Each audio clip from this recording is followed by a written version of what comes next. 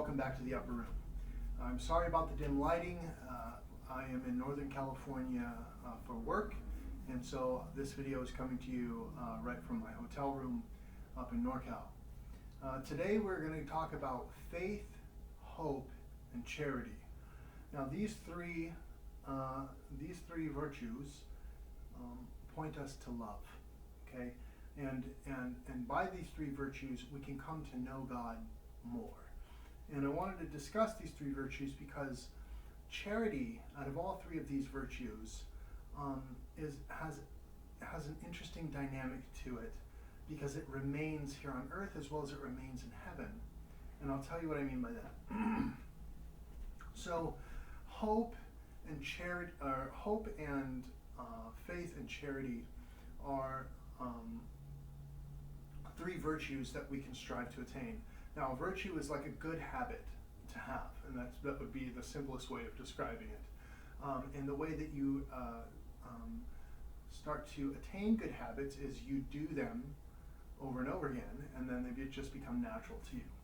So the thing is that the reason for faith is that we believe that God exists, that God is there, and we have faith that He's there for our good. We have hope in the promises that God has given us, that we will one day be in union with Him in heaven, and the hope that Christ has given us, that though we will die, we will live again forever. These are the promises that we hope for. Now, charity is a type of love, but it's not the type of love that I have for my sons, or the type of love I have for my spouse, or the type of love I have for my favorite drink, or for my favorite foods, or for my favorite place to go. Charity is the act of love that is selfless, that I am loving someone by giving them something of what I have, whether it be time, money, materials, whatever it is that I see that they're lacking, that I myself might lack in that. Not that I should lack in it, but that I myself am giving up something that I benefit from for the benefit of the other person, that it may improve their life or their well-being. That's what makes charity so different than the other acts of those other forms of love.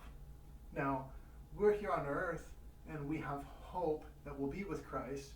We have hope that we'll be with God in unity with them in heaven, with Him in heaven.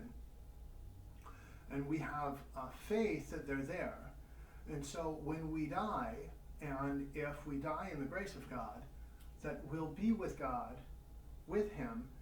Once we're in front of Him, we no longer need faith because we can see Him. We're before Him. So faith will fall away. It's no longer needed because we don't have faith to be with Him because we'll be with Him. We'll no longer hope to be with Him because we will be with Him. And so we will no longer hope for the promises of what God has given us to bring us in union with Him because our hope will have been fulfilled. We would have obtained what we have hoped for. So faith and hope will pass away. But charity will remain. Charity will remain in heaven as it does here on earth. And these are things that God has given us, but we can choose whether we act on them or not, whether we act on the faith that we have in God, whether we act on the hope that we have to be with Him, whether we act on the charitable love that we have for another for the good of themselves rather than the good of ourselves over them. So we're willing the good of the other as for their own benefit greater than our own. So charity will exist in heaven just as God is charitable towards us with blessings and favor, as we should return that charitable, as we should pass forward that charitable act towards others that are in need. Now, the saints are also charitable towards us. Most likely they're charitable in heaven as well, towards one another. God is still charitable towards them. They have conquered, they have triumphed over life. They have been rewarded with God's blessings and have been granted eternal life. And so God's also being charitable towards them because it's for the good of them, for the good of the soul, because of the goodness that they did during their life. And so, so I wanted to bring this up because I wanted everyone to understand the dynamic of charity and how important it is and how it's a different act of love. It doesn't always mean you have to give money. It just means when you see a need that you fulfill it. Even if it brings you, it would bring, let me rephrase that, it would bring you more heartache by keeping what you have and seeing someone else not have, rather than giving up what you have so that someone else can have. That's where the love comes from. It's a selfless act. So thanks again for watching The Upper Room.